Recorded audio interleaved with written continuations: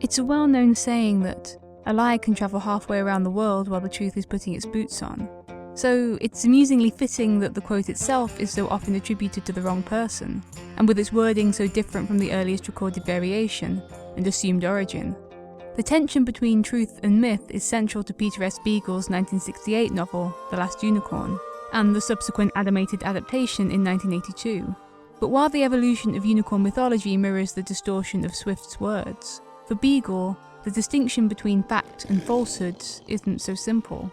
From language obscured by riddles and references, to appearances shrouded in disguise and deception, here truth and fabrication are, as the unicorn describes herself and the harpy, two sides of the same magic. In the introduction to his 1978 collection, The Fantasy Worlds of Peter S. Beagle, Beagle described himself as a born hider, fascinated all my life by disguise, camouflage, shape changes, and everything that has to be approached backwards or sideways. This sentiment isn't just reflected in The Last Unicorn, but seems to be embedded in it, in its characters, its narrative, its language.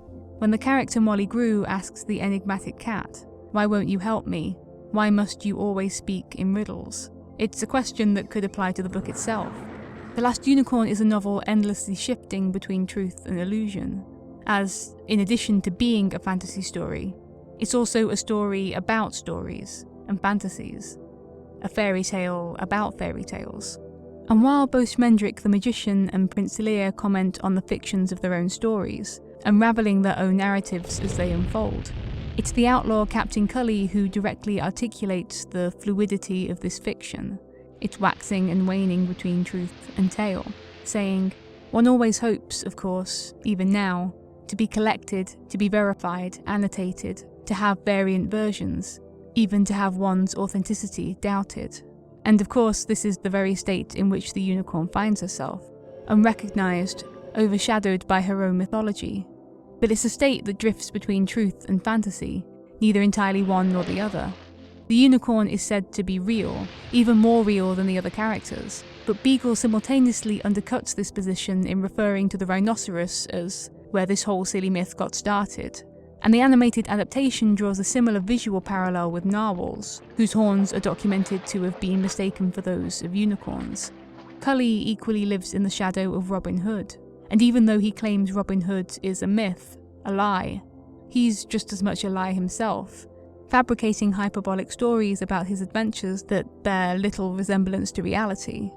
This sets up the complicated relationship between truth and illusion, where truth is never the whole truth and illusion can reveal just as much as it hides.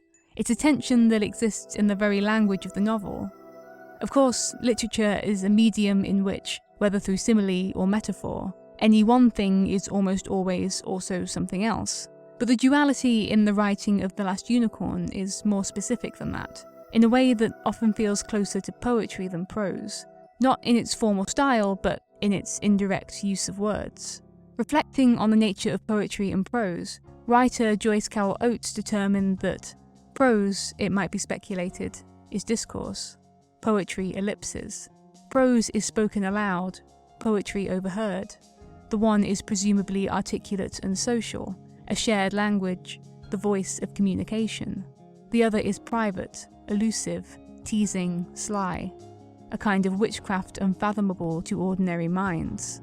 I'm not exactly arguing that The Last Unicorn should be considered poetry, only that it's this poetic description that best articulates its uneasy prose, where words playfully hint at meanings and pose cryptic puzzles as much as they tell a story.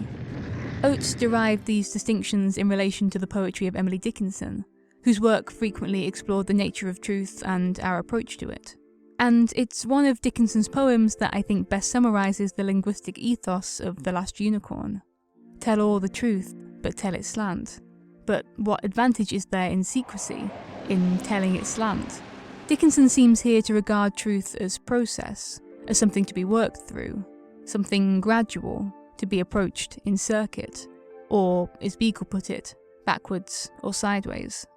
Because truth is nuanced, mutable, as hard to pin down as illusion, and to follow the comparison of poetic language as a kind of witchcraft, Schmendrick's words could be equally applicable to the writer as to the magician.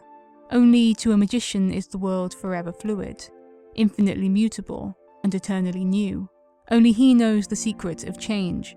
Only he knows truly that all things are crouched in eagerness to become something else, and it is from this universal tension that he draws his power.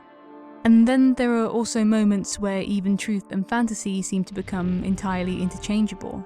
When Cully's men mistake the conjured illusion of Robin Hood for the real thing, he derides them as fools and children. It was a lie, like all magic. There is no such person as Robin Hood. But Molly responds, "Nay, Cully, you have it backward. There is no such person as you or me or any of us. Robin and Marian are real, and we are the legend." In one way, this speaks to the hope and ideal that embodies legends, something greater than reality. But with so little distinction between real and imagined, it becomes uncannily easy for one to replace the other.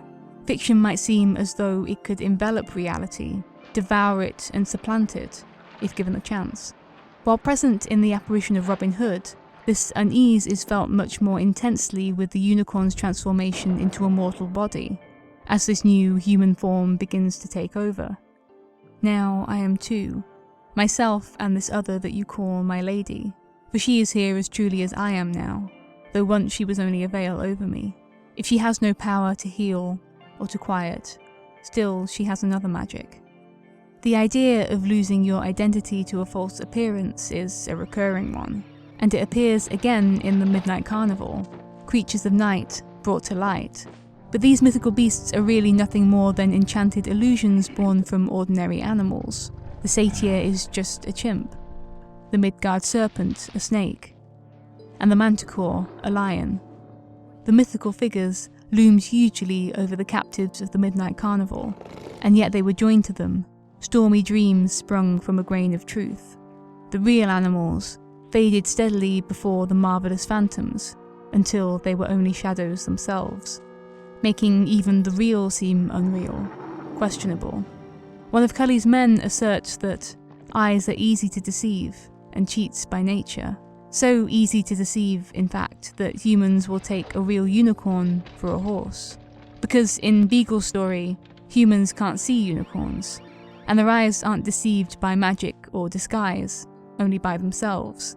As another outlaw continues, the universe lies to our senses, and they lie to us, and how can we ourselves be anything but liars? When writing his own poetry, Lear asks, "How many R's in miracle?"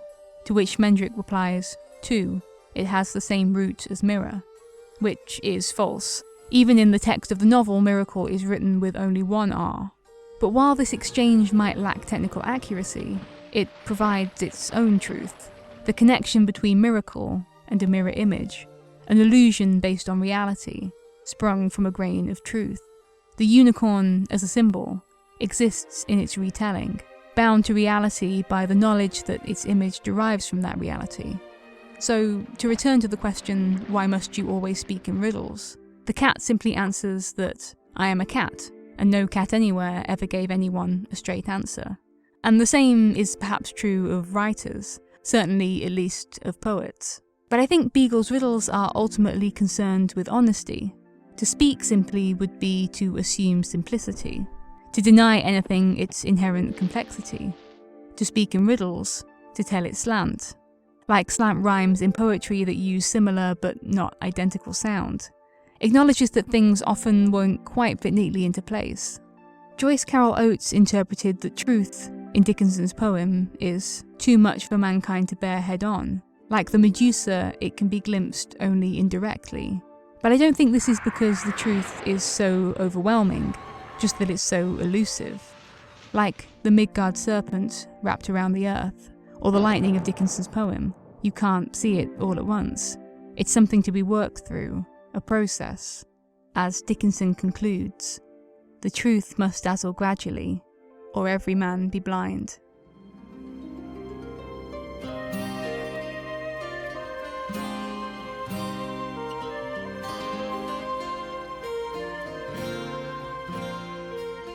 Hey everyone, thanks for watching yet another video essentially dealing with the line between fantasy and reality.